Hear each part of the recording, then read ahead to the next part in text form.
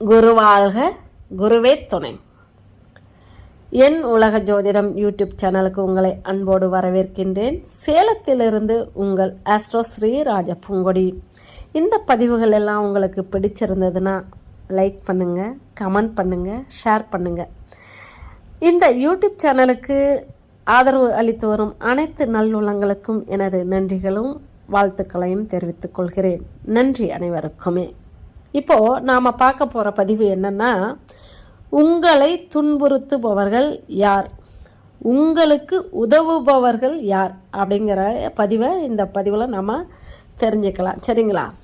உங்களை துன்புறுத்துபவர்கள் யாருங்கிறத இப்போ பார்க்கலாம். நம் வேலை உண்டு, பாடு உண்டு என்று சும்மா இருந்தாலும் ஒரு சிலர் நம்மை தேடி வந்து துன்புறுத்துவார்கள், வம்பு சண்டைக்கு வருவார்கள், நம் மீது பொய்யான குற்றங்களை சுமத்துவார்கள், நம்மை அவமானப்படுத்துவார்கள், நமக்கு பல இடையூறுகளை செய்வார்கள். இதற்கெல்லாம் காரணம் நாம் பூர்வ ஜென்மத்தில் செய்த பாவ காரியங்களே ஆகும். ஜாதகத்தில் பூர்வ ஜென்மத்தில் செய்த பாவ காரியங்களை குறிக்கும் இடம் 8ஆம் பாவமாகும். 8ஆம் பாவத்தை கொண்டு எதிர்பாராமல் வரக்கூடிய துன்பங்கள், அவதூறுகள் ஆகியவற்றை தெரிந்து கொள்ளலாம். இப்போது நம்மை துன்புறுத்துபவர்கள் யார் என பார்ப்போம். சரிங்களா? முதல்ல உங்கள் ஜென்ம லக்னத்திற்கு 8ஆம் பாவத்தை லக்னமாகவோ அல்லது ராசியாகவோ கொண்டவர்கள், உங்கள் ஜென்ம லக்னத்திற்கு 8ஆம் பாவத்தில் உள்ள நட்சத்திர நாம எழுத்துக்களை தன் பெயரின் தொடக்க எழுத்தாக கொண்டவர்கள், இவர்கள் எல்லாம் உங்களுக்கு துன்புறுத்துவார்கள். அதாவது உங்கள் ஜென்ம லக்னத்திற்கு 8ஆம் பாவத்தை லக்னமாகவோ அல்லது ராசியாகவோ கொண்டவர்கள் உங்களை துன்புறுத்துவார்கள். அடுத்து உங்கள் ஜென்ம லக்னத்திற்கு 8ஆம் பாவத்தில் உள்ள நட்சத்திர நாம எழுத்துக்களை தன் பெயரின் தொடக்க எழுத்தாக கொண்டவர்களும் உங்களை துன்புறுத்துவார்கள். அடுத்து உங்கள் ஜென்ம லக்னத்திற்கு 8ஆம் பாவ அதிபதியின் காரக பெயர்களை தன் பெயராக கொண்டவர்களும் உங்களை துன்புறுத்துவார்கள். சரிங்களா? உங்கள் ஜென்ம லக்னத்திற்கு 8ஆம் பாவ அதிபதியின் தசையை நடப்பு திசையாக கொண்டவர்களும் உங்களை துன்புறுத்துவார்கள். இவர்கள் எல்லாம் எப்பொழுதும் உங்களை துன்புறுத்தி கொண்டே இருப்பார்கள். இவர்களிடம் நீங்கள் கவனமாக இருக்க வேண்டும். அடுத்து உங்களுக்கு துன்பங்கள் வருமா என்பதை தெரிந்து கொள்ளுங்கள். அதற்கான விதிகளையும் நாம் இப்போ பார்க்கலாம். சரிங்களா? முதல் விதி, 8 லக்ன கேந்திரங்களில் இருத்தல். இரண்டாவது விதி, 8 லக்னாதிபதியுடன் இணைதல் அல்லது லக்னாதிபதியை பார்த்தல். சரிங்களா? மூன்றாவது விதி என்னன்னா, 8 10 இணைதல் அல்லது 10 பார்த்தல். இது போன்ற அமைப்புகள் ஜாதகத்தில் இருந்தால் துன்பங்கள் உங்களை தேடி வரும். 8 6, 8, 12 மறைந்திருப்பது மிக மிக நல்லது. அடுத்து துன்பங்கள் எப்பொழுது வரும் அப்படிங்கிறதையும் நம்ம பார்த்துக்கலாம். சரிங்களா? இப்போ 8இல் நின்ற கிரகத்தின் சாரத்தில் ஒரு கிரகம் நின்று தசா நடத்தும் போது துன்பங்கள் வரும். அடுத்து 8 சாரத்தில் முன்ன நம்ம 8இல் நின்ற கிரகத்தின் சாரத்தில் ஒரு கிரகம் நின்று தசா நடத்தும் போதுன்னு பார்த்தோம். இப்போ இரண்டாவதா 8 சாரத்தில் ஒரு கிரகம் நின்று தசா நடத்தும் போது துன்பங்கள் வரும். அடுத்து 8 தசா நடத்தும் போதும் உங்களுக்கு துன்பத்தை தரும். அடுத்து 8 கோச்சாரத்தில் லக்ன கேந்திரங்களில் சஞ்சரிக்கும் போதும் உங்களுக்கு துன்பங்கள் நேரும்.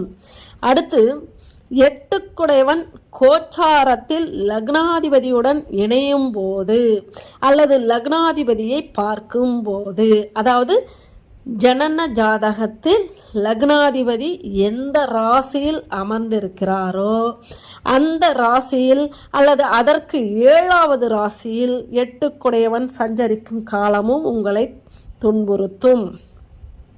அடுத்து 8 கோச்சாரத்தில் 10 இணையும் போது அல்லது 10 பார்க்கும் போதும் இந்த காலங்களில் துன்பங்கள் உங்களை தேடி வரும். எந்த மாதிரியான துன்பங்கள் வரும் அப்படின்னு பார்க்கலாம். சரிங்களா? இப்போது வம்பு, சண்டை, வம்பு வழக்கு, வீண் பழி, அவதூறு, அவமானம், பொய் குற்றச்சாட்டு இதெல்லாம் உங்களை துன்புறுத்தக்கூடும். இதற்கு என்ன பரிகாரம்னா, அந்த 8 யாரோ அவனுக்கு உரிய பரிகாரங்களை தன் வசதிக்கேற்ப செய்து கொள்ள வேண்டும்.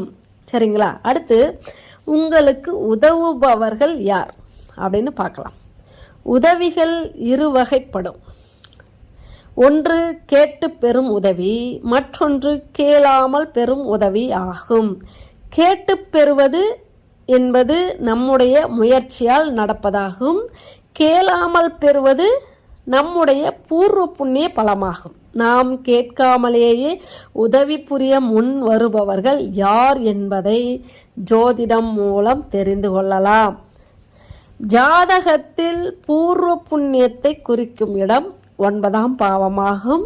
அதாவது பூர்வ ஜென்மத்தில் நாம் செய்த புண்ணியங்களை குறிக்கும் இடம் 9ஆம் பாவமாகும். புண்ணியத்திற்கு எதிரானது பாவ காரியங்களாகும். ஜாதகத்தில் எந்த பாவத்தை எடுத்துக்கொண்டாலும் அந்த பாவத்திற்கு 12ஆம் பாவம் எதிர்மறையான விஷயங்களை குறிக்கும். இதன் அடிப்படையில் பார்க்கும்போது நாம் பூர்வ ஜென்மத்தில் செய்த பாவ காரியங்களை குறிப்பது 8ஆம் பாவமாகும். பாவத்தின் சம்பளம் மரணம் என்பார்கள் கிறிஸ்தவர்கள் கூட. ஜோதிடத்தில் பாவ காரியங்களையும் மரணத்தையும் குறிக்கும் இடம் 8ஆம் பாவமே ஆகும். ஒருவருடைய ஜாதகத்தில் 9ஆம் பாவத்தை கொண்டு அவருக்கு எதிர்பாராமல் கிடைக்கக்கூடிய நன்மைகள், உதவிகள் ஆகியவற்றை தெரிந்து கொள்ளலாம். 8ஆம் பாவத்தை கொண்டு எதிர்பாராமல் வரக்கூடிய துன்பங்கள், அவதூறுகள் ஆகியவற்றை தெரிந்து கொள்ளலாம். நாம் கேட்காமலேயே நமக்கு வழியே வந்து உதவுபவர்கள் யார் என பார்ப்போம். இப்போ உங்கள் ஜென்ம லக்னத்திற்கு 9ஆம் பாவத்தை லக்னமாகவோ அல்லது ராசியாகவோ கொண்டவர்களால் உங்களுக்கு நன்மை நடக்கும். சரிங்களா? இவங்க வழியவே வந்து உதவி செய்வாங்க. அடுத்து உங்கள் ஜென்ம லக்னத்திற்கு 9ஆம் பாவத்தில் உள்ள நட்சத்திர நாம எழுத்துக்களை தன் பெயரின் தொடக்க எழுத்தாக கொண்டவர்களும் உங்களுக்கு உதவக்கூடியவர்கள் தான். சரிங்களா? அடுத்து உங்கள் ஜென்ம லக்னத்திற்கு 9ஆம் பாவாதிபதியின் காரகத்துவ பெயர்களை தன் பெயராக கொண்டவர்கள் உங்களுக்கு உதவக்கூடியவர்கள். உங்கள் ஜென்ம லக்னத்திற்கு 9ஆம் பாவ அதிபதியின் தசையை நடப்பு தசையாக கொண்டவர்களும் உங்களுக்கு உதவுபவர்கள். உங்களுக்கு தானாகவே இவர்கள் உதவ முன் வருவார்கள். அடுத்து உங்களுக்கு உதவிகள் கிடைக்குமா என்பதை தெரிந்து கொள்ளுங்கள். அதற்கான விதிகளையும் நாம் பார்க்கலாம். இப்போ 9 குடையவன் லக்ன கேந்திரங்களில் இருந்தால் உதவிகள் கிடைக்கும். 9 குடையவன் லக்னாதிபதியுடன் இணைந்தால் அல்லது லக்னாதிபதியை பார்த்தால் உதவிகள் கிடைக்கும். அடுத்து 9 குடையவன் 10 குடையவனுடன் இணைந்தால் அல்லது 10 குடையவனை பார்த்தால் உதவிகள் கிடைக்கும். 9 குடையவன் 3 அல்லது 11ஆம் பாவங்களில் இருந்தால் உதவிகள் கிடைக்கும். அடுத்து 9 குடையவன் 6, 8, 12 குடையவர்களுடன் இணைந்தாலோ அல்லது 6, 8, 12 குடையவர்கள் 9 குடையவனை பார்த்தாலோ இவர்களுக்கு உதவிகள் கிடைக்காது. சரிங்களா? இதை எல்லாமே ஞாபகம் வச்சுக்கோங்க. உதவிகள் எப்பொழுது கிடைக்கும்னு இப்போ பார்த்துக்கலாம். சரிங்களா? 9ல் நின்ற கிரகத்தின் சாரத்தில் ஒரு கிரகம் நின்று தசா நடத்தும் போது உதவிகள் உங்களுக்கு கிடைக்கும். 9 குடைவன் சாரத்தில் ஒரு கிரகம் நின்று தசா நடத்தும் போதும் உங்களுக்கு உதவி கிடைக்கும். 9 குடையவன் தசா நடக்கும் போதும் உங்களுக்கு உதவிகள் கிடைக்கும். 9 குடையவன் கோட்சாரத்தில் லக்ன கேந்திரங்களில் சஞ்சரிக்கும் போது உங்களுக்கு உதவிகள் கிடைக்கும். 9 குடைவன் கோட்சாரத்தில் 9 குடைவன் கோட்சாரத்தில் லக்னாதிபதியுடன் இணையும் போது அல்லது லக்னாதிபதியை பார்க்கும் போது, அதாவது ஜனன ஜாதகத்தில் லக்னாதிபதி எந்த ராசியில் அமர்ந்திருக்கிறாரோ அந்த ராசியில் அல்லது அதற்கு 7வது ராசியில் 9 குடைவன் சஞ்சரிக்கும் காலமும் உங்களுக்கு உதவிகள் கிடைக்கும்.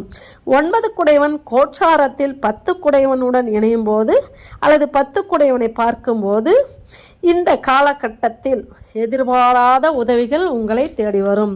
நன்றி. அனைவருக்கும் வாழ்த்துக்கள்.